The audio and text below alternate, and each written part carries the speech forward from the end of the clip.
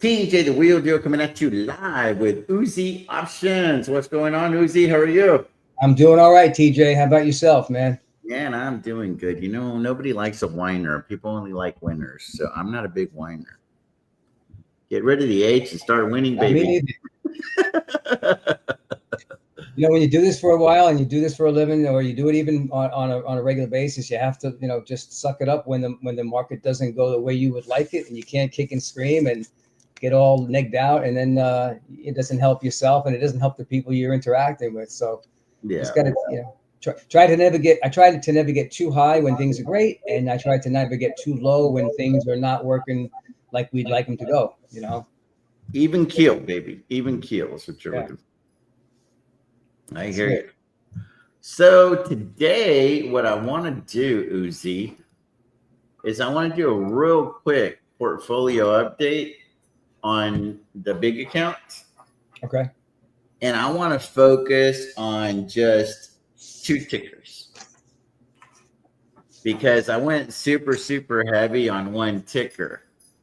And I'm considering selling naked calls on this ticker as well because I got a lot of shares you guys are going to see that could potentially get assigned. So I'm like, well, it doesn't take much to sell the other side, as option says. So I'm like, if I sell the other side, 2 things can't be true. Those secured puts can't be underwater at the same time. Those covered calls are going to be underwater for the same expiration date with different strike prices.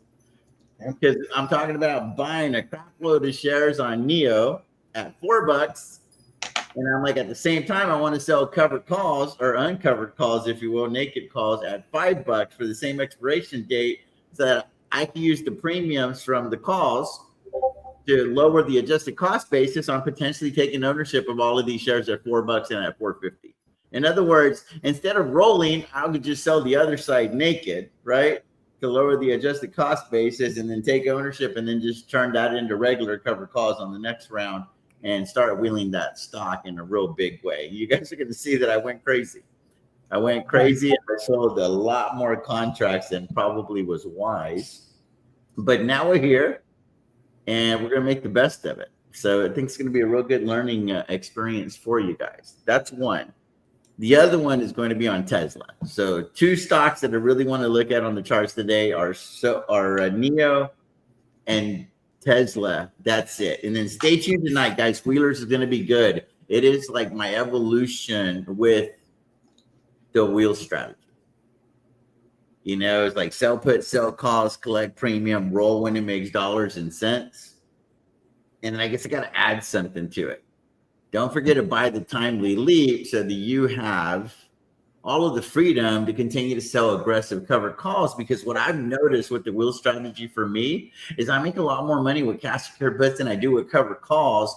Because whenever I sell a covered call, I'm not picking aggressive deltas because I'm protecting against wanting to lose those shares. So I didn't have that mindset. Like I was okay letting these shares go because I'm one of those, like, I just wanted to be like a traditional wheeler. The cover call premium is just as much as the cash secured premium at that point, right?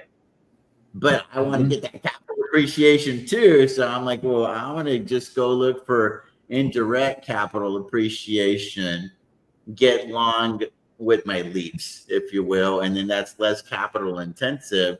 And then I'm going to look to not just have so many damn shares, like so much money tied up in shares, because it's not optimal for my mindset, because I'm always guarding against losing those shares. So I leave a lot of cover call premiums on the table.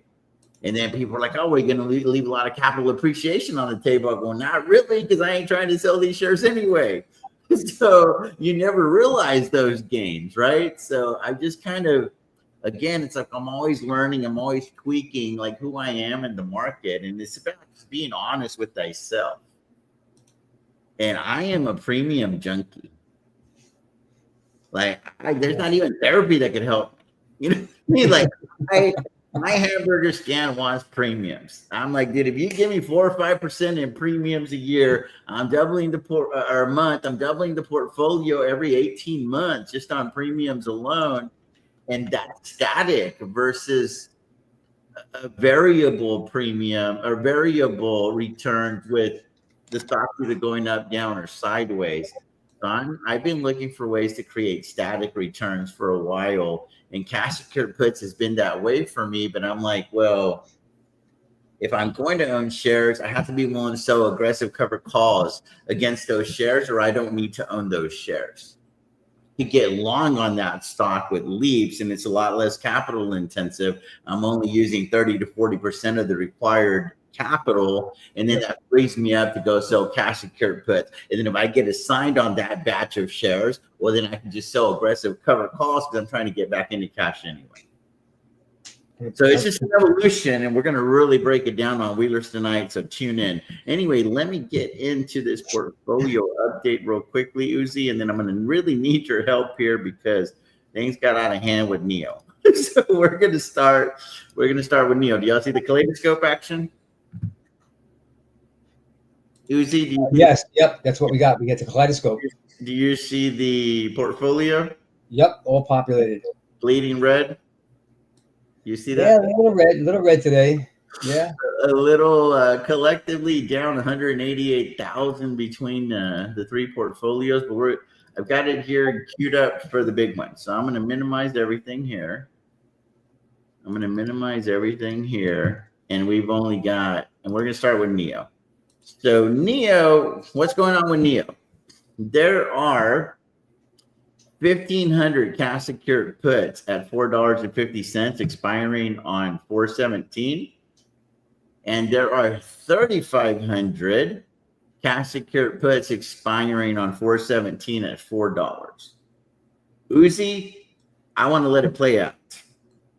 So what's the chart telling me? Because yes, I did not stutter. You guys heard me right. There's 1,500 cash secured puts at $4.50 and 3,500 cash secured puts at $4. So let's just see how much collateral that is, right? So we're going to go 450 times 1,500.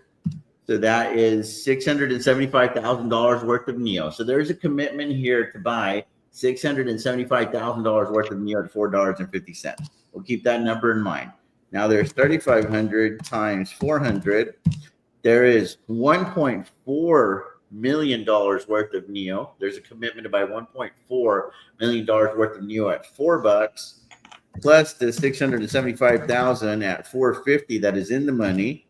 So that is a essentially $2,075,000 worth of Neo between $4 and $4.50. There's obviously more shares that would be purchased at $4. So collectively, the average would be probably in that 415 range or something like that if I had to do the math.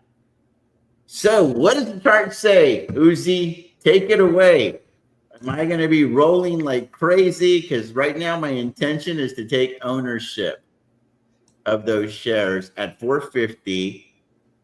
I did a little bit of Mel astrology, and I concluded that I'm not even worried about the ones at $4 because I just don't think it's going to happen. But if it does, let's say it goes to like 390, I will take ownership at 4, and I will just sell aggressive cover calls at 4, make a shitload of premium, and then hopefully have those shares called away. You follow me? So I can get back into cash, and then I'll continue to sell cash secured puts down the road with that money, and then I'll be very aggressive with the covered calls. They'll probably also be at 450. If I got assigned at 450, I don't think that I'm going to get assigned at $4, but if I did get assigned at 450, I'm just going to sell cover calls at 450. And I'm not going for any capital appreciation here on the first round or two. I'm just trying to collect as much premium as I can, very defensively, if you will, protecting against the downside. That's where cover calls can legitimately be a hedge to the downside. And then if I get away with it once or twice, then now the greedy side of the brain is going to take over, and I'm going to be like, oh, I bought these at 450. What would it be like to sell them at 5? What would it be like to sell them at 550? Because now I don't have that pressure because I'm going to have an adjusted cost basis in that 350 range. Once I have the adjusted cost basis on this lot at $3.50, then I'm going to switch gears. But until then, it's just a premium play right now. So what's the chart say, Uzi? Let me add it to the stage and let me remove this guy over here and see what all of those damn squiggly lines are saying to us. My goodness. So yeah, so I'd like to try to build a chart from scratch, but unfortunately, it would just take a little bit too much time. I think for the viewers, they might get bored, they might start turning away. I don't want them to lose the lesson. So what I want you to do is walk us through everything that we're seeing here, because I see little dotted yellow lines, orange lines. It looks to me like you got the Bollinger Bands on there as well. What else do you have? Yeah, so let me do that, and I don't want you guys to see the side of my head, so let me bring the screen over like this too. So here's really what we're looking at. So you can build on anyone on your own personal platforms. You can add the bottom indicators that I have, and I'll just bring them up one at a time. So the very bottom one is the MACD, MACD, and that will give you a good quick, for a quick glance, you can always look over and see, hey, do we have anything, positive or negative happening with the crossover, with the moving average crossovers. So you have the signal line and you have the active line. So you have the active line crossing down below right now, but you can just keep an eye on this as one of your indicators, because this will give you a quick early indication that the moving averages are crossing, and that's usually when you'll get a significant move, to the upside or to the downside, depending on which moving averages you do look at. So that's the bottom indicator. The next one up is called the TTM squeeze, and what that indicates is how tight the Bollinger Bands are getting with what's called the Keltner channels. So if you do a Google on them, you'll know that those are they're basically both very similar in the sense that they monitor and track how tight the price, like the ATR is getting, the average true range in the daily time frame is getting. So you'll see a lot of times as price candle bars, let's just say candles, are getting narrower and narrower, the Bollinger Bands are getting tighter and tighter. And when you have the Keltner channels come within the Bollinger Bands, you'll then get what's called a TTM squeeze, and that indicates by lighting up with these red solid dots here. And that typically indicates that you're getting close to an imminent move. You don't know which way, but it's supposed to be a pretty sizable move once it moves out of that. Right. And if we just take a quick glance on this one section here of red, we can see during this section of red up above, the price was pretty tight, and within the tight Bollinger Bands, which are these lines in red right here, as I hover over them, they're getting brighter. When I move it away, they get dimmer. So when I hover over them, they get darker. So these are the Bollinger Bands, and you can see how tight they were in this time period, which lines up with the red dots. And then when the red dots turn to green, you've got the firing of the signal, and you then follow the histogram, which is they look like volume bars on a volume chart. When they start to fire up above, that means the price is moving up as it did here. But it was a false signal, because you can see price came right back down. Right. Actually, over here, sorry, let me move forward. Actually, when it fired, price did move up nicely. It moved up from about 430, and it shot up to 550. So this is a nice indicator I like to keep in my eyes on. It's not available on all trading platforms, but it is available on Thinkorswim. Yeah, it might be available on Tasty Trade. That I'm not sure of, but it's just another indicator I look at to keep an eye on if something is looking, to make an imminent move pretty significantly. We move up from there. We have the RSI, and that's an overbought, oversold indicator. Mm-hmm. If you're not familiar with it, just simply Google it. But typically, the two most important values are 70 and 30, with 70 being the overbought indication level. And if I scroll to the left, you can see that on NEO got overbought on this occasion, and it turns red when it starts to indicate that it's in the overbought territory. It was then sold off a little bit, went back into overbought territory, and then it came down within what RSI considers, normal territory, 70 and 30, 30 being oversold. And if we just scrunch this up a little bit, you can see it hasn't been oversold since over here back in April of last year. So it hasn't been oversold. It's gotten close to it on a few occasions, like here and here. But right now it's kind of in the middle. So it's kind of indicating that price is not in any type of a trend. It's not overbought. It's not oversold right now. But how we use that is when we do get to the 30 level, we can be more aggressive when we want to sell, let's say, cash secured puts or credit spreads, put credit spreads. And when we get to the overbought area, like 70 or higher, and stocks can remain overbought for a while and they can remain oversold for a while. But typically, if you're going to be, using this indicator and trading off it, when you get the RSI above 70 is when you want to be either exiting longs if you're long stock, if you want to try to swing trade, or you'd be wanting to maybe put on some naked call positions or naked call credit spreads because price is expected to become not oversold. I'm sorry, not overbought. So it would fall back within the normal levels between 70 and 30. So that's that.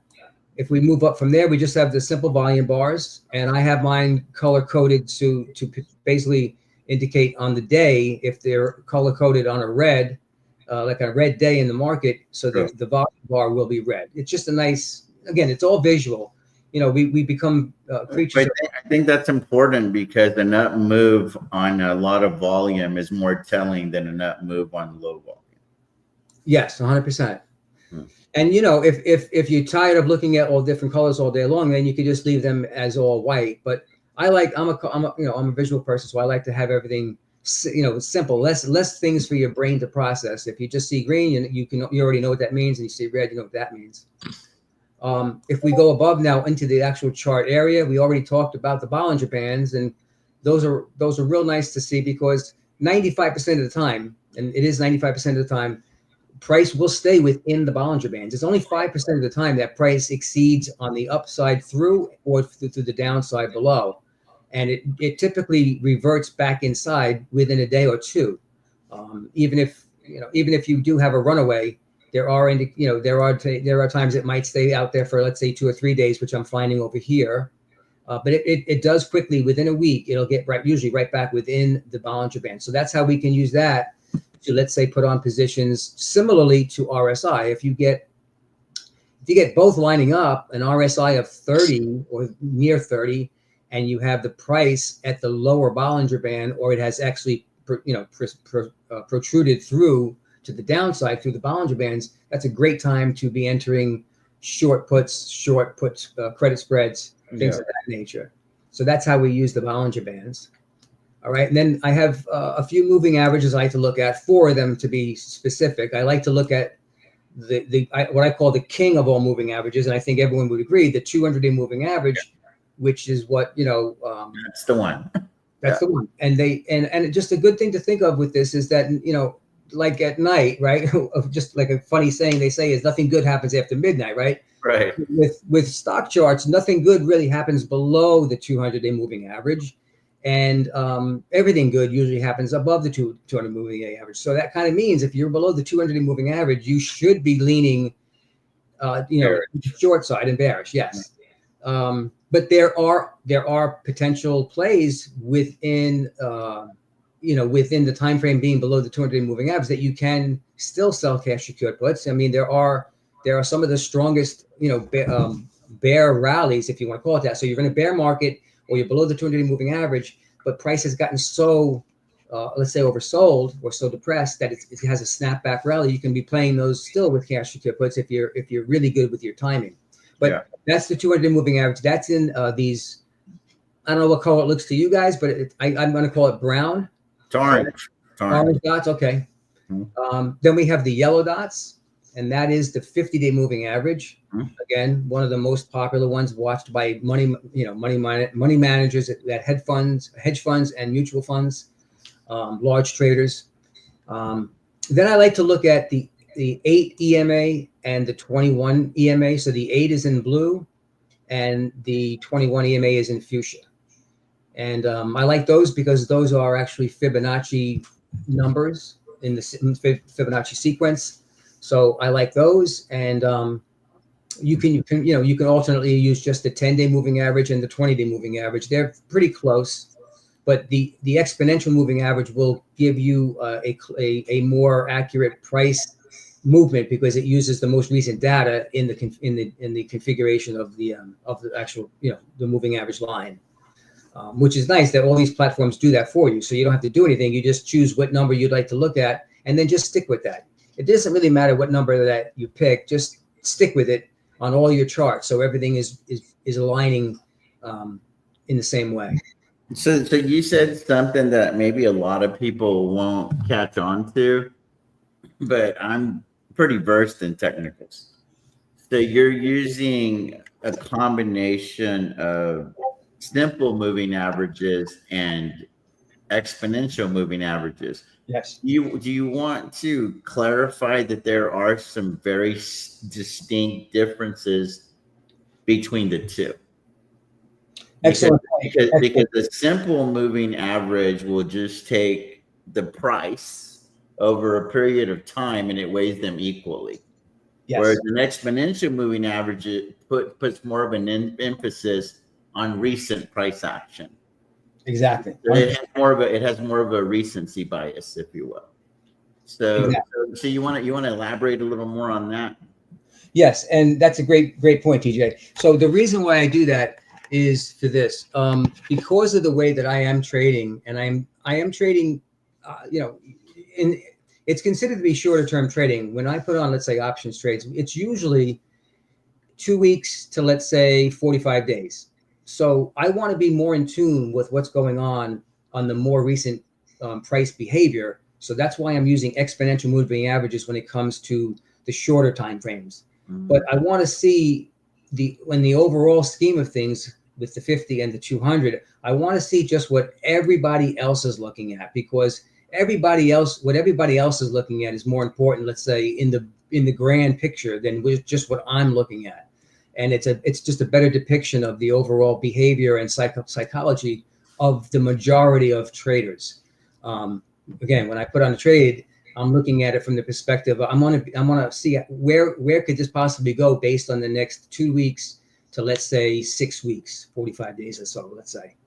So that's why I like to use the exponential versus regular simple moving averages for the shorter ones. Gotcha. So let's get down to the brass tacks, man. I've got 3,500 Cassicker puts at $4, and I got 1,500 of them at $4.50, expiring on 4/17. What does this crystal ball tell you? All right, so let's start together, right? So let's start from the ground up with some TA. How I would go about looking at this and come to some type of a conclusion. I'm going to start with just my simple trend lines. Trend lines are really a great place to start because that does give you, again, a good idea of where things are looking, how they're looking, where buyers have stepped up to support a stock, and where sellers have stepped up, if you want to call it that, to sell their positions, or shorters to short the stock. And so you're going to the low. You use that red candle wick. Yep. To go to the bottom, and then you're essentially using the bottom of the higher low, if you will. Yes. So where do you decide on the time frame for that trend line? So we're looking at the daily candles here. These are all daily. And then this particular chart goes back 4 years. Now, I'm not showing all 4 years, only because if I did, it would really get real tight and ugly for the viewer. So, but this is a real nice exercise, guys, because when in doubt, zoom out. Yes. You will see that, like, whenever option will come on and be like, well, that stock don't move much, just because he's probably looked at the last 5 years. And yes, there was a lot of movement along the way, but at the end of the day, we ended up right where we were. You know what I mean? So, yep. So you got to, like, really put things into context whenever people say things, is because maybe they've already zoomed out. Mm-hmm. And they're like, because if you zoom out on Tesla, and we'll look at it here on Tesla, you'll see that this thing was in a downward trend for a couple of years, and then it like started shooting up again, and then now it's like fighting. You know what I mean? Like, it's like the short term you could have an upward trend, but if you zoom out, it'll really tell you what the trend is. It's like you have two currents fighting against each other. Right. So if we do just exactly what you said, so if we zoom out, we can see that the price has been all the way up as high as 50 50 plus. And it's creating what's called a saucer pattern. It's working on the second half of a saucer, if you want to think of like a really flat bowl. But it does indicate that the bottom has been put in at about 361. Yeah. Okay, prices have now come above it might be hard for the viewer to see. I'm gonna expand it just a little bit. Prices have come up above the orange 200 and moving average, have come back to test it, and it's kind of riding now all of the moving averages. So just from like 30, this is like 60,000 feet up looking at this now. Yeah. This looks like prices on the upswing very slowly, but it's begun a new uptrend. And in time, and that could be 1 year, between 1 and 5 years, let's just say, because this is a 4-year chart. But you can also deduce that where you have that low at 361, Uzi. Yep. Couldn't you just say that it is consolidating with the slight upward trend from that low, when that low was put in a month or two ago, whenever that low happened, right? Whatever that 100%. Yep. And what we can do just to confirm what you're saying, I can take a trend line. Actually, no, I won't take a trend. I'll take a what's called just a price level. Okay. And I will go right to the 361 level and I will click it. Now hang on. Let me come all the way across so we can see this. Okay, so there it is. Now let me just make it thick so we can actually get a visual on how price is moving away from this to the upside. So if I just expand it, just bear with me. This is one of the things about drawing on these charts. We can see there's a lot of space. We can see a lot of space between price up above here until it got to, let's say, this price, this line I just created. So there's a lot of room here. Okay. And what we're seeing now is the space between the line, this price level, and current prices on the stock is also now growing. So what I'm trying to say is price is moving away from this price level, as we can see here. And I already just drew that trend line. So we can see we are on an uptrend. Let me expand this. Let me expand this to the right. And we can see price came down at 361. It rallies a little bit. It comes down and does a double bottom. It retests the level and it confirms that it's not going any lower. It shoots up, comes back down, and now price cannot even get back down to this price level. So what we're carving out here now, looks like a nice rounding cup, let's say a cup, and price is now following this current trend line. Now it's not a steep trend line. It's probably about, let's say, 15% or so, but it's still a new uptrend that price can build off of. And in time, with some good price action, this trend line will probably start to now get a little bit steeper and then a little bit steeper. And then you'll now begin testing horizontal resistance lines as you get higher and higher and higher, and it will create the stair-step effect. Let me just remove these and then start to zoom in again. But so far, this looks like we have a solid foundation, 2 touch points, which is creating your double bottom. It doesn't look like it's going to head down that way again, but even if it did, you could still be in that new uptrend as long as it gets back above this trend line within a certain period of time. So a 1-day flush, on bad news or the market event, could come down, test it one more time, and then you'll have a triple bottom, which they're very rare, but they do occur. Okay, and then let's now start to zoom back in and keep going with the technicals here. Did you want to pause for questions or anything at all, TJ, or just keep going? No, let's see what the chat has to say. What's going on, Mr. G? Baller, what's going on, Baller? What's going on, Shamu? Wheeling with stock just got in. We're talking about NEO. Good morning, Rich. Let's see if I see anything here. 11th like. Appreciate you guys. Manish. $2 million big boy plays. Uzi looks like Cypher from the Matrix. I haven't seen the Matrix. I'll take it as a compliment. Okay, thank you. I haven't seen the Matrix in gear, so I don't even really know who that is right now. I haven't seen it either. So I have no idea. I have to Google it. So anyway, so what's it saying? I mean, I concluded that I was obviously good at $4. Yeah. So but obviously we don't know. This is not a crystal ball, guys. This is just, again, past performance isn't indicative of future performance. And they say that history doesn't necessarily repeat itself, but it can rhyme. You know what I mean? It can, sure. Yeah. And what's nice about when you're doing your technical analysis, it's at least something to go by Right. that will most likely follow suit, because trend lines are there. You know, trend lines aren't just, let's say, a creation of magic. What they are it's connecting the dots of previous price action, which is Right. the compilation of thousands and millions of trades that have created the footstep, if you will, the footstep, if you will, of where price has been and where it's likely to go. And humans, for the most part, are doing these trades. We do have machines, correct, but we do, humans are making the decisions, and there a lot of the times they're making them based off of trend lines and technical analysis. That's how they program it, because they want to be, they don't want to be the ones that are caught out there. Let's say they want to, and that's why VWAP, which is another thing you can look at, which is the volume weighted average price. Right. You'll see how price usually gravitates right toward the VWAP level, because all these big money managers, they never want to be the one buying too high above where everyone else was buying, and they don't want to be selling too low below where everyone else was selling. So, market behavior and price patterns do repeat themselves, and a lot of activity will reoccur around specific places and price points, and trend lines are the first step in any type of technical analysis. But let me keep going, and it'll all come together for you as you watch. So, like TJ said, I chose to start at this point because this is the lowest swing that we have in the area. This is the swing low in this, from where you can see on my chart.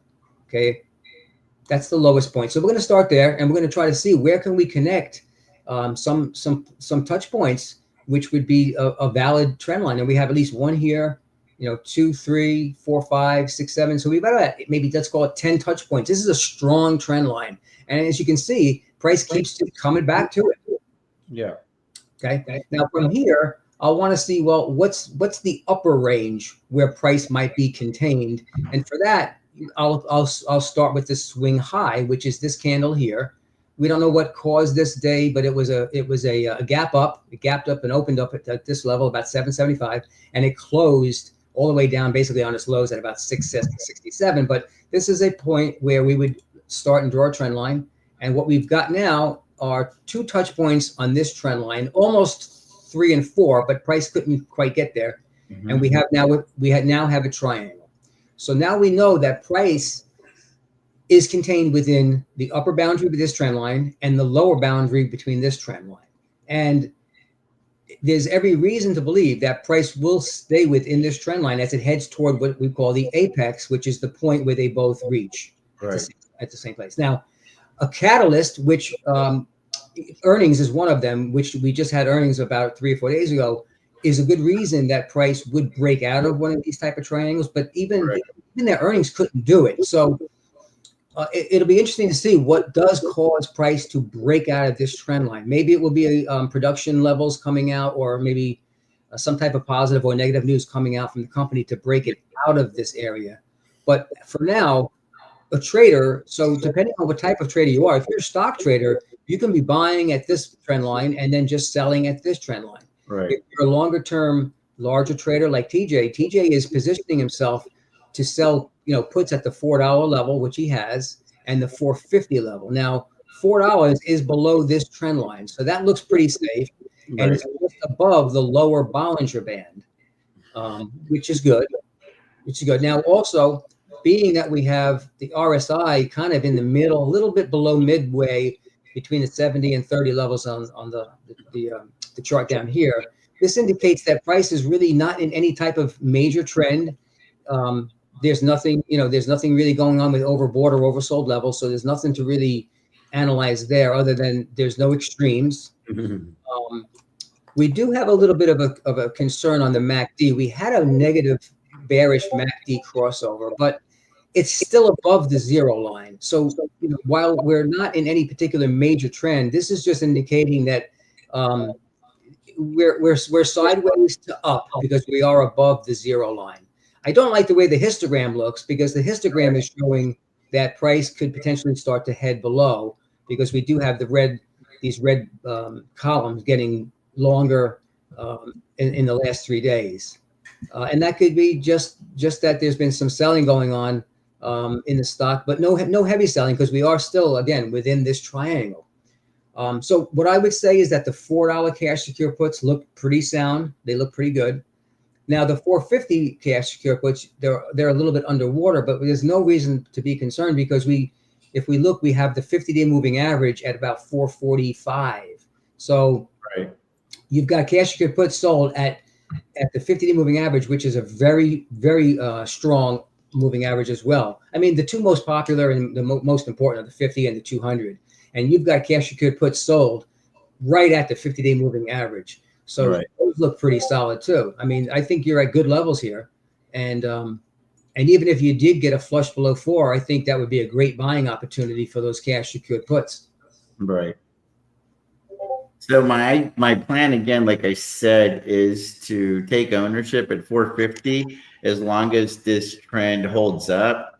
If there's just a technical breakdown, or the deliveries come in even shittier than anticipated, then I will just roll the 450s to 4. Okay. Add a couple months to the contract. I'll be able to do so for a break even, but take that 50 cents off the table, and then maybe take ownership of half of the contracts at 4, and then I would add another couple of months and go from 4 to 350, and then we, well, obviously rolling it can also be the magical eraser, and I'm not opposed to adding 1 or 2 months on cash secured puts if I need to, even 90 days. Right. But I'm no longer going to be wanting to do that on covered calls so much. Like, I want to just roll a month at a time on covered calls, but on cash secured puts, I'm not going to be dumb. I'm not going to take ownership of 450 if I can buy them in the open market at 375. Like, if it's at like 425, like kind of like where it is right now, then no big deal. I'll take ownership. But if I'm like that underwater, then the right place to roll, live to fight another day. You know what I mean? Mm-hmm. So yeah. Awesome. Go ahead. No, sorry. What I wanted to say is, these are just the trend lines now, Right. from where price could be contained. Let's look at now where we do have some overhead resistance and some lower support, and let's see if we have any confluence to base a better decision on. So, sorry, I got one of my pets just ran up here. Come on, keep going. So what we can do now is start to look horizontally and see where do we have the ability to draw a horizontal trend line, which would be the support zone. Now, I'm looking left because I'm looking. Let me just start here. We're looking at this cluster here, where the trend line, where we have the majority of touch points, because these majority of touch points is the strongest area of the price history right now on NEO, and that's at about the 421 level. But as I look to the left, I want to see what that lines up with. And lo and behold, what we have is an area that was once resistance, and that's why it's become the major support that it has. And let me just finish drawing the trend line and we'll look at it together. Okay, there it is. Let me make it thicker, because support and resistance, so there are many schools of thought. Some people like to look at support and resistance and not necessarily trend lines. But you really have to look at the whole picture, because they all will come into play. But what we have now is a confluence, which just means we have some more things lining up together. We have the diagonal support trend line, which is this one in white, which we drew earlier. Right. And we just drew horizontal support based on the cluster area here of touches. And it also now lines up with an area that was previous support here, here, and over here. It had turned into resistance, though, for a short period of time. It's about 3 weeks of time here. And then once it broke above on high volume and on earnings, so this was the catalyst that got it back above the resistance trend line, support line here. And it has not penetrated it yet, except for just 1 or 2 days when it just maybe bounced down into the lower Bollinger Band. But what I'm trying to say is we have confluence between this diagonal support trend line in the triangle, and this horizontal support trend line, based upon previous areas where it was support, resistance, back to support. So now that just gives more validity to this $4 level between 4 and 420, which is where it is now. It's right now at 426. That this is a solid area to be selling either cash or puts, buying shares, buying call debit spreads, maybe buying call butterflies. It's a great place to be adding to your position or opening a new position. Now that's one support level. Let's see where we can find a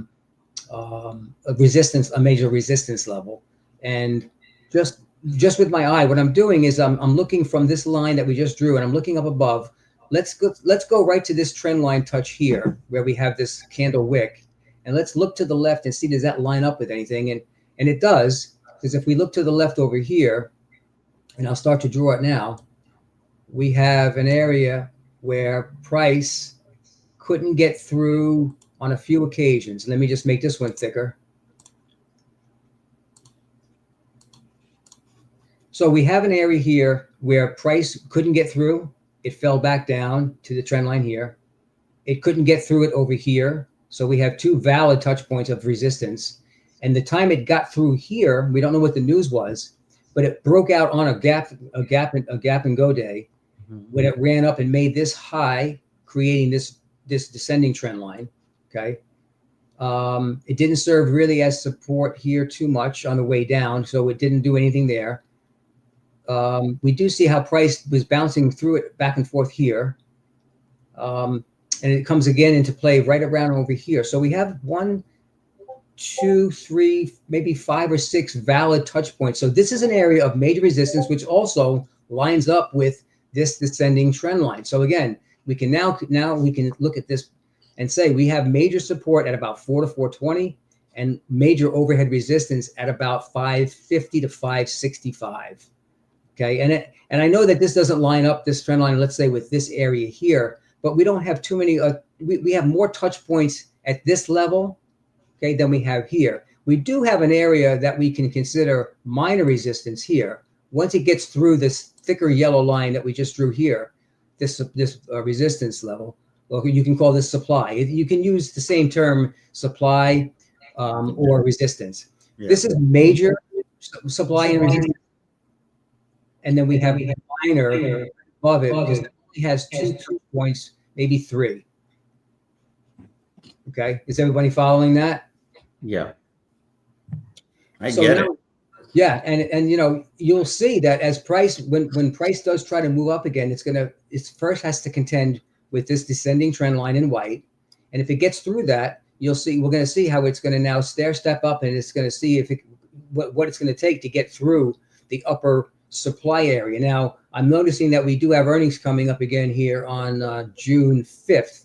So we just might get price action contained within the thick yellow trend lines. And what we call these 2 thick yellow trend lines now is a price channel. Now, price channels are very powerful. There used to be something called channel trading back in like the early 2000s. There was a commercial you saw it trade on like every financial TV station, and what it was a service that we used to send you channel trades. So it was an alert service. They would alert you to be buying on the low channel and then selling on the upper channel. So I would expect now price to be contained within the triangle and then also within this horizontal price channel until we get a catalyst that will drive it out of it. And one of them might be the next upcoming earnings, because I believe NEO had good earnings this season, this most recent earnings season, but I'm not sure why it didn't break out.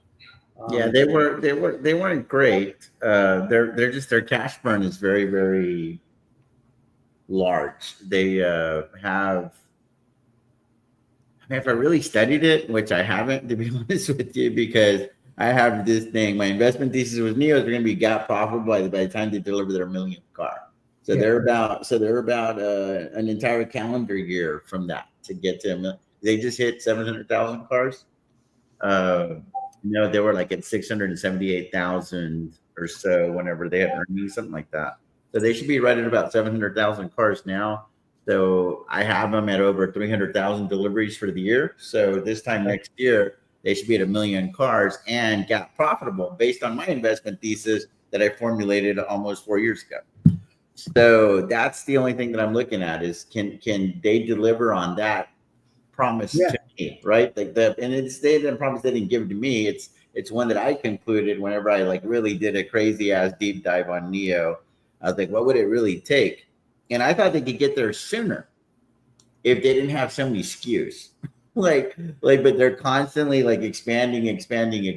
I'm like, dude, I think y'all could have been profitable already if you would have just had more focus as a company. But it's one of those like they want to do everything, like they want to do everything. And I'm like, why don't you perfect 3 or 4 or 5 models and call life good?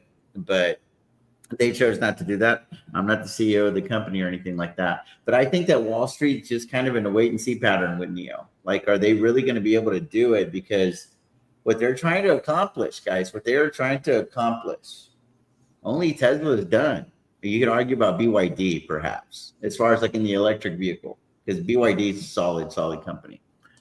But Lucid, not even fucking close. Rivian, not even close. Like talking about building a company from the ground up and creating an infrastructure and stuff in the midst of a bunch of competition. Whereas when Tesla did it, there was no competition. So you got to keep that in mind. Like, don't twist the stories. You know what I mean? Like, it's probably harder to do it now because there is Tesla, there is BYD, there's other companies from China that are pretty good, like Xpeng and whatnot, right? Li Auto sells a bunch of their damn hybrid cars and whatnot. So it's hard. Like doing this car business is very, very difficult. And then Neo really took a gamble whenever they made battery swap like the norm for them. Because Tesla looked at it and Elon's like, nah, that shit won't work. You know what I mean? So you already have one of the brightest minds ever in business saying, no, we're good. We're going to figure out how to charge these cars really, really quickly. And then now BYD's come up with a way to charge cars in like less than 5 minutes. You know what I mean? Yeah. I heard that. I heard that recently. It's like a couple of minutes. Yeah, it's crazy. Yeah, the whole point of doing battery swap is it's faster than charging. What I like more about battery swap as a consumer, although I'm not able to be a consumer of Neo because they're not available in this country, is you don't have to worry about your battery, right? Like you're like always babysitting your battery. It's kind of like I have a Tesla now and it says, it's recommended only to 80%. So it's like, okay, cool. Well, that only gives me about 240 miles though. Yeah. So it's like I'm not ready for a road trip or I got to like break the rules and go to like 90, 95 or even 100% if I want to position myself for that road trip. Because like going to Houston, it's about 200 miles or so to the Buc-ee's. You know what I'm saying? So I'm like, I don't know that I trust it at 80%. Give me that extra 5 to 10%. Just have peace of mind, right? Because you don't want to run out. You don't want to run out of electricity as you go nowhere, right? Yeah, it's just one of those things, right? It's just one of those things. So what I'm saying is you have to be cognizant of all of that stuff whenever you own the battery. And then if you're trying to keep this car for a long time, or you want to have optimal performance. Whereas with Neo, it's like you don't have to give a shit about the battery. You're just going to go get another one, like a little oil change, if you will. So I just think from a consumer perspective, it's more enjoyable to own a Neo because you're not, you're just not worried about the freaking battery. So, and then like, let's just say there's a big ass piece of wood in the middle of the road and it penetrates your battery. Well, that might set you back 10, 15, 20 grand with your Tesla. Whereas with Neo, it's like, well, I get a little insurance claim or whatever. And I don't know how that works. I don't know how it would work with the Tesla either, but it just seems easier to be able to drive it on the little thing and then swap out the battery. And then it's your problem, not mine. Right. So I got real excited about it as a consumer. I don't know that it's going to be the best business practice. So anyway, I think we're good here, man. I think that I entered into some calculated gambles, if you will, and I stand by them. Here's the beautiful thing about selling options, UZI. Every day, the passage of time, data is being collected 100%. On these contracts. So sideways action is good. A little 435, 440. Hell, I might even start winning on the 450s, even though I'm underwater on them technically, because data decay is a real thing. That is the beauty of being a premium seller, man. You don't have to have anything happen necessarily. You just want time to pass. And I mean, this chart looks like this is like a theta burn chart. It's just contained within these upper boundaries, the lower boundaries within that triangle. And I mean, just for shits and giggles, let's just take a look and see where the Fibonacci projection price looks like. Yeah. Hang on. Actually, no. What? Let me do this. Where's the Fib projection? So I do Fibonacci's a few different ways. Here's how I'll do it on a quick fly. So they do have a Fibonacci extension tool. I don't use it all that much as I use just regular Fibonacci's, but let me see if I'll do both. Regression. Yeah, let me use the regular one. A lot of times I'll just take this area here, which is the swing high, come all the way down to that swing low. And from a Fibonacci extension projection level, let's say, we can look at potentially getting up to these areas here, 630 and 639, which would be the 61.8 level retracement from here. 555, no, about 597, which would be the 50% move. So from this top area here down to here, 50% of that move is about $6 a share. So that's a reasonable price target if someone's long, or if someone wanted to, let's say, sell longer term covered calls, maybe 6 months, 3 to 6 months out. That's a good area to begin selling some covered calls and taking in some premium, and at least expect the price to be able to try to work its way up there. And it's not too far from this most recent swing high of 553. So it's just another shot. It's just a shot away. Yeah. Let's pivot to Tesla, because I have a FaceTime at 11:30, so I really want to cover Tesla. Let me show you what's going on with Tesla. Appreciate Neo, man. There was a lot to unpack there. So guys, roll the tape.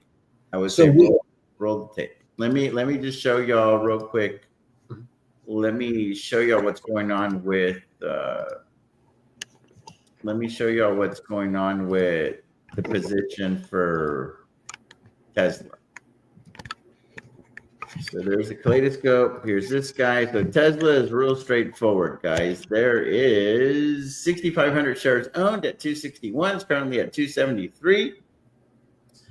And I've got an agreement to buy 3,500 more shares at 200 for April the 17th, and an agreement to sell all of the shares at 300 for 417. So the contemplation on Neo was I considered selling covered calls or uncovered calls, naked calls at $5 for 417, because I can bring in a lot of premium through that, by the way, UZI. On Tesla, what I'm considering doing here as well is two things. Is one, selling 35 more cash secured puts, but at 250 to bring in that premium. And then I'm also okay taking ownership of Tesla at 250.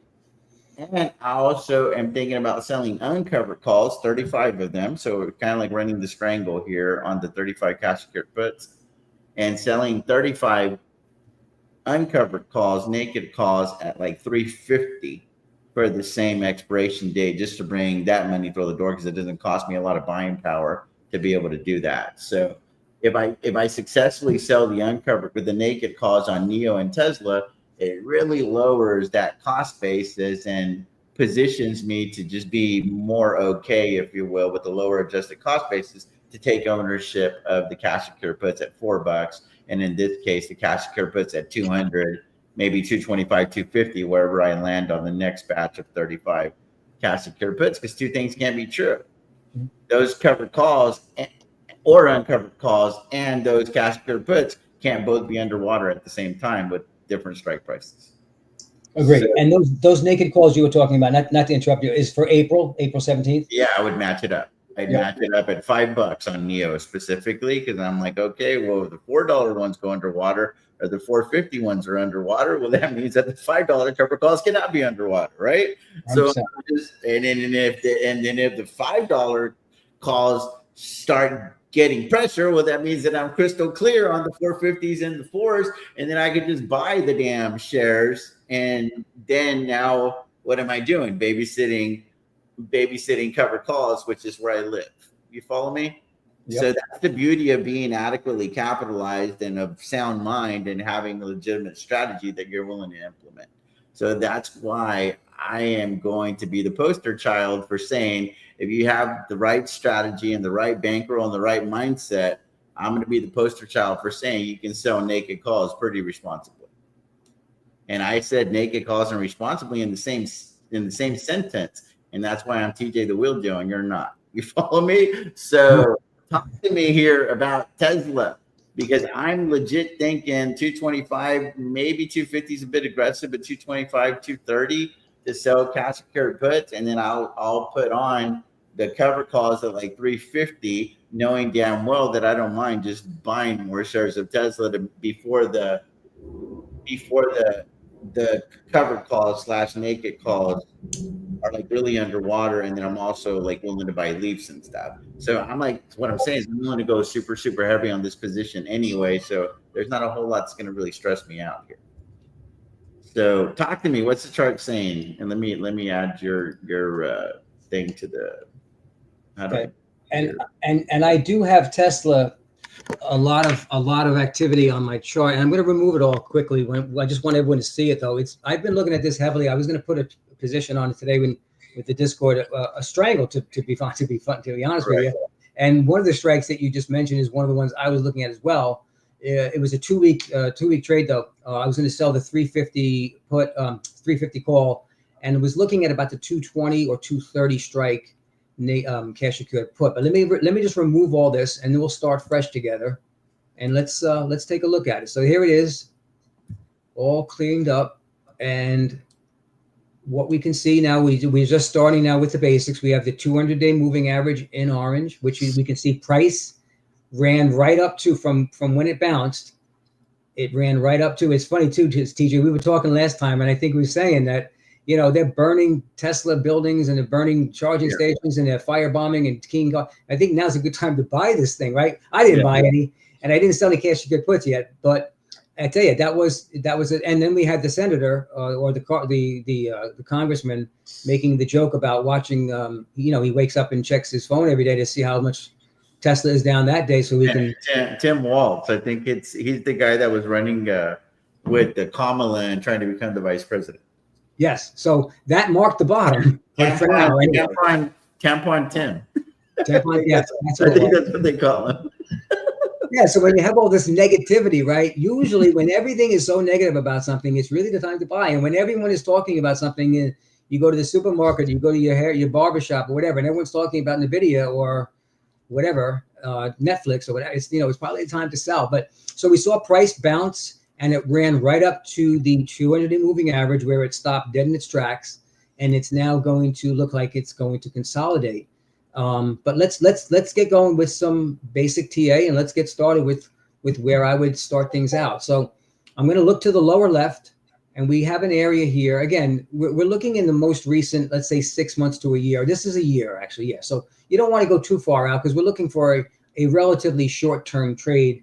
You know, TJ is looking at, let's say, selling something around in April. That's about 4 weeks away, depending on when the strike is 3 to 4 weeks. So we don't want to look at too much data, but we want to look at enough data. So looking at from about a year back, we see a down move it made here. So let's start at this area, and let's start with this swing low is what we call it. And then we're going to see where can we find a touch point, and we have one right here where we just had this most recent swing low. So this is an area that price found support for some reason. We don't know why. It could be a lot, like we just said, some of the negativity, but it also could be something that we're going to find over in this cluster of price action over here. And just by eyeballing it makes sense that price did stop here because we can see there is a lot of price history in this area. So this was an area of support, and we're going to find out where that support was by continuing with our trend lines. But for now, that's one valid trend line, and then we can come up to this area of price action here, which is where it kind of traded sideways for about 2 months. Okay, and what we can do there is grab a point and then draw another trend line, and let's find the very first touch point is this green candle here, where price had gapped down but closed green for the day, and that's a valid touch point because that's 2 right there.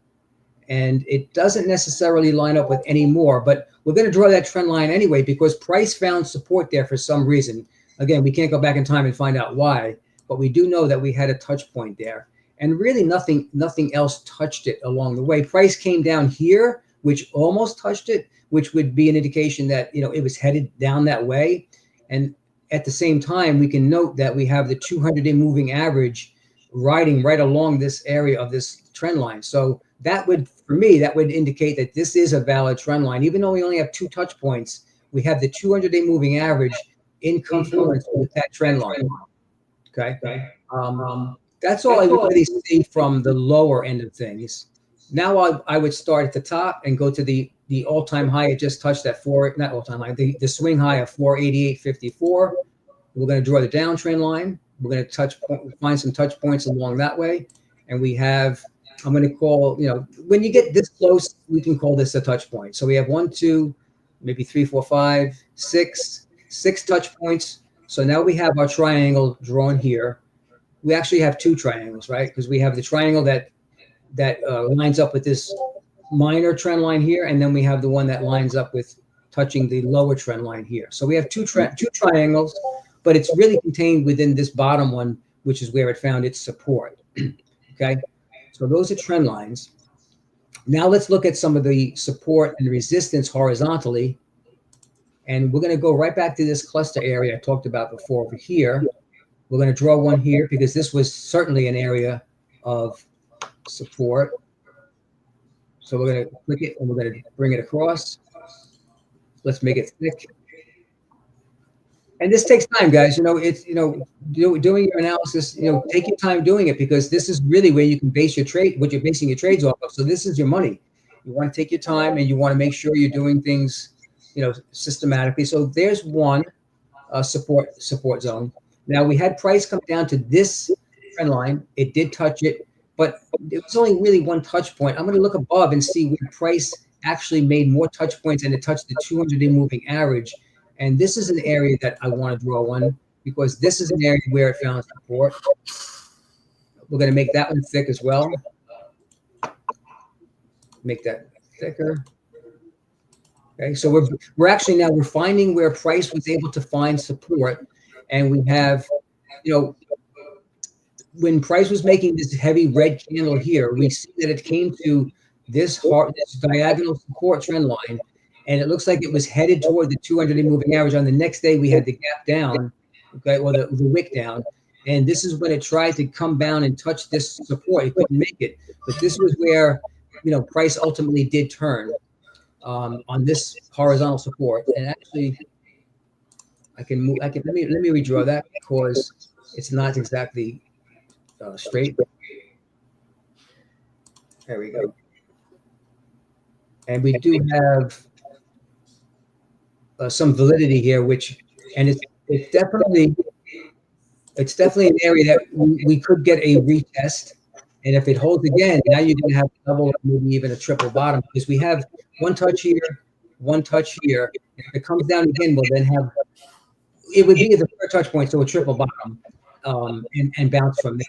But let's draw now some areas where it actually hit resistance, and we can look right above here, and we see where price did a swing. So this was an area of resistance on a few occasions, and let me just make this thicker. And what we see is it was resistance here, here, here, here, and now it's becoming support. We can see now and look what it took to actually get through this horizontal supply zone. So at these levels here, this was supply, same thing as resistance, and here. And then on this day, which was 3 days ago, we needed price to gap through it to actually get through it. So that indicates that this was a formidable line that it took a gap up to get through. It'll be interesting to see now if this can hold. And this could be a price point where price can now build from and move its way up. And this may be the swing low for this year. We don't know yet. But this is definitely an area that was once resistance, is now potentially going to become support. And it makes sense because the 200-day moving average is right above, and this support line now is right below. So we could see price kind of, you know, meander along this line here now until it gets to the descending trend line, which we have in white, before it makes its next move. So from a trading perspective, if someone wanted to sell 7-day out, put forecast, you could put something like that. You can use this trend line as an area, and you can sell below it. I would actually sell below this minor trend line, this horizontal, this diagonal trend line here. I'd give it a little bit extra room, not just below the line we just drew. I'd sell them below this area, like maybe like 240. So you were thinking 250, right? Yeah, I was thinking initially I was thinking 225 because I have the 200 cash secured puts that, and I got to look to see my percentage real quick because I may already be so profitable on those that I essentially would just roll those up. You know what I mean? Like, yep. let me, even though today, well, they're obviously getting hammered a little bit. I like that 225 level for you, TJ, because that actually lines up pretty much with this major.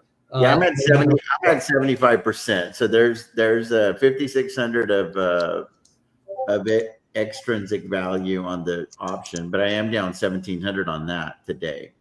But I'm up, 16,940 collectively on that cash secured put. So I may let it ride another couple of days just to get some more data out of it, and then I might just, instead of putting an additional 35, I might just increase that strike price from 200 to 220 to try to get, a little more premium out of that. But what do you think about my idea of, because I got the 300 covered calls for April the 17th. I was thinking about selling 35 uncovered calls, naked calls at like 350 for the same time frame, just to bring some more premium through the door. I like that level, and I'm going to show you why. So let's get right to the Fibonacci's, because I am a big proponent of Fibonacci. So we're going to do a Fibonacci retracement from the swing high to this most recent swing low where it found support here. Okay, and we're going to see where that lines up with TJ's idea of selling about 350 strike covered call, naked covered calls, right? Yeah. So we're going to what we do is we start at that area up top and we swing down below to where we did that turnaround. And if we actually, you know what? Let me do it again so I can bring this closer. So we want to start from the swing high, come down to the swing low area right there. And what we see is these are now the retracement levels. And what we see is, look how this lines up. This is amazing, right? So price not only ran up and stopped right at the 200-day moving average in yellow, in orange dots. That lines up precisely with the 23.6 Fibonacci level of retracements. So now TJ is thinking about selling the 350 strike covered calls, and that lines up with pretty much exactly with the 50% retracement level, which is an area that price is going to try to gravitate toward. The way it works with a lot of times with these big stocks, highly traded stocks, Fibonacci does work a lot better with those than it would work with, let's say, a biotech stock that's a $3 stock, because you have a lot of volume. When you have millions and millions of shares trading, that's when you have the normal human behavior kick in. And what these Fibonacci levels, are basically what they show is human nature, and retracement levels are just indications of that. So it's just amazing how price pulled all the way back up to the 200-day, which is the 23.6. And I was looking at the 350 strike as well, because it does line up with the 50% retracement level. And not only that, but it lines up with a swing area right here, which is, it's going to be difficult for Tesla to get through all of these long buyers that bought in this area here. Okay, they're going to be looking to get out at break even and start selling their shares if they didn't. So if they didn't get out from up here and they've been waiting to get out, you can bet your bottom line that when the price gets back up to anywhere near here, they're going to be selling. And this is a great area to sell some covered calls, naked calls, anything along that line with premium. So I like that 350 strike zone. Yeah, because I'm trying to generate premiums so I can finance some leaps. So that's why I'm looking at selling the uncovered calls on NEO, since I have so many cash secured puts. It's like, well, shit, man, if those cash secured puts are going to get hammered, I need to go get that money from the uncovered calls, naked calls. And then the same thing with Tesla. If I could potentially lose all of these shares of Tesla, well, I want to go get as much premium as I can because I'm going to be financing some leaps on Tesla because I still want my exposure to the upside on Tesla, but I'd like to pay for it with other people's money.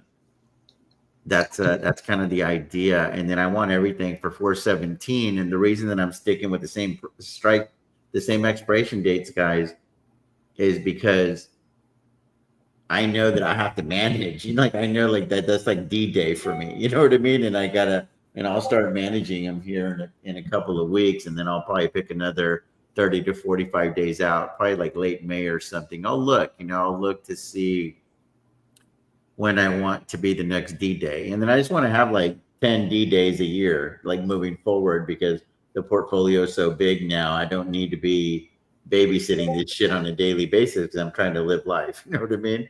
Yep.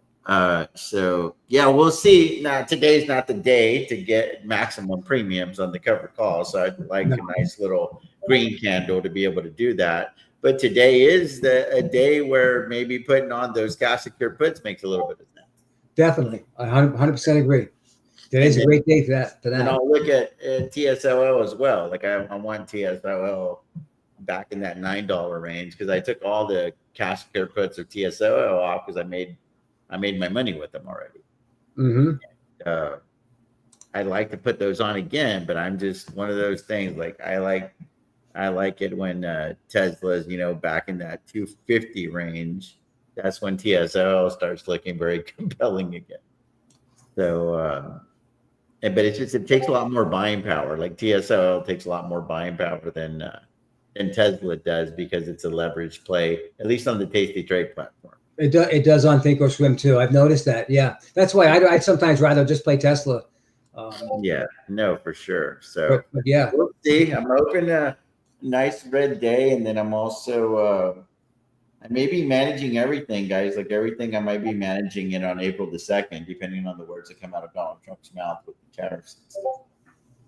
So, and that's why I have the cover calls on because I'm like, well, the shit tanks. Well, at least the cover calls are going to print. Portfolio is going to be down another $1 million on all the damn shares we own. You know what I mean? So I'm glad that I put those covered calls on because there's still a lot of risk to the downside from a macro perspective in my mind. And I know that he's already started walking back the tariffs and all that stuff, but yeah, I don't know, man. We don't know what's in his head, right? Like Donald Trump's very off the cuff at times. So, and you're right. He moves the needle, bro. Like nobody has ever moved the needle the way this dude moves the needle.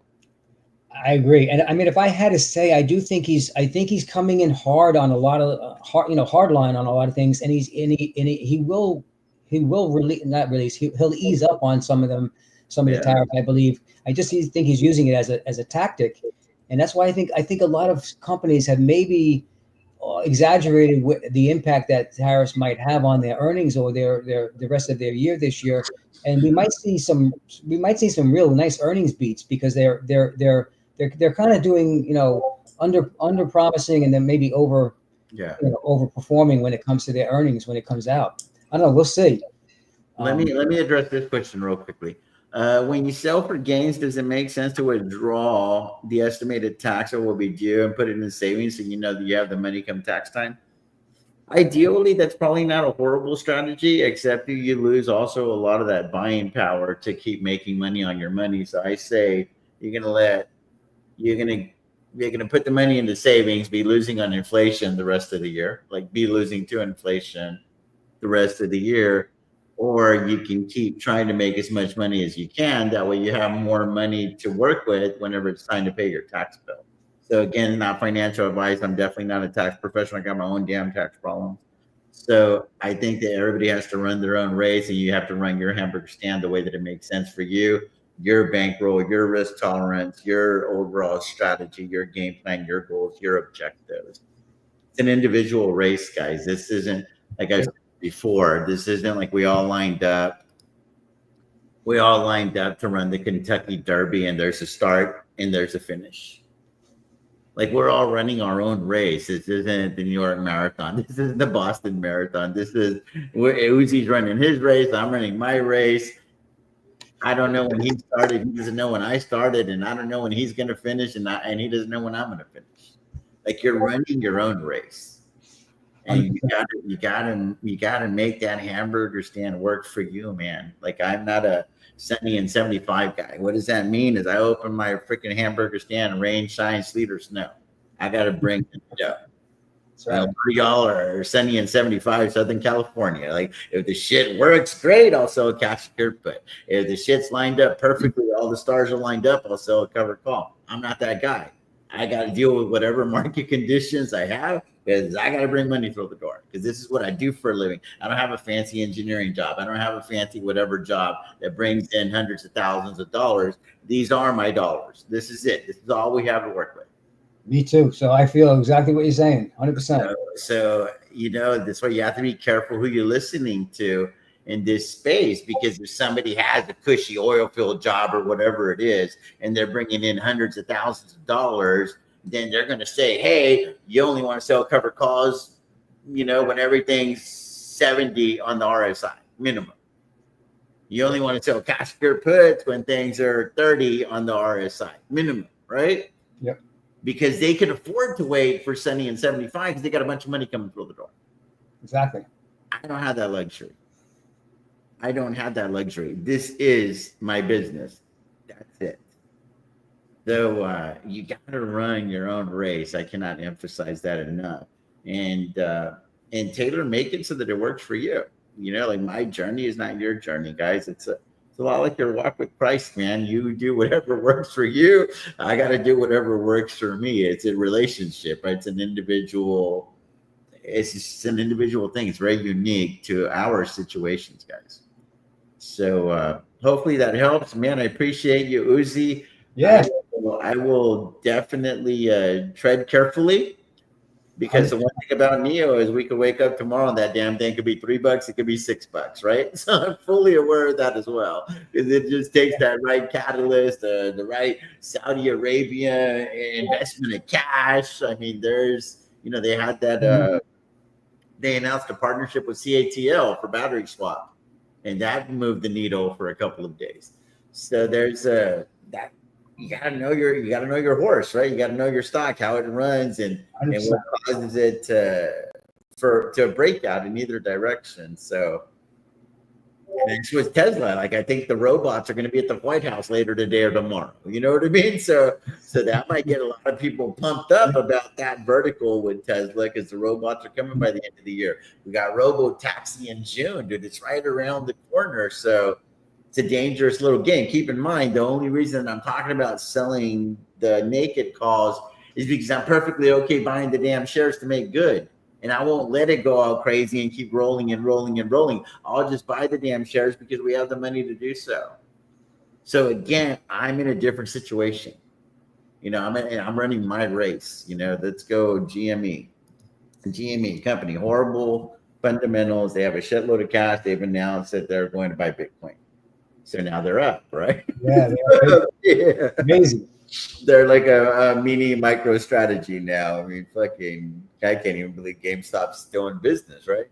But at the same time, if they were to pivot into like a Bitcoin hodl, I mean, bro, they have a following. They have a legit following. I could see a lot of people making a lot of money with GameStop. Yeah, because Bitcoin's the hot thing, right? And they got like $4 or $5 billion in cash, dude, something crazy. Yeah, that is crazy. So they got a lot of firepower. They're more financially stout than the miners from that perspective. Yep. So they could go out there and get themselves a huge ass Bitcoin hodl, and it would change the landscape of that company forever, dude. So they've come a long way from going and renting Super Mario Brothers. You're not kidding. They were left for dead, and they actually put a hedge fund out of business, right, when they were all short.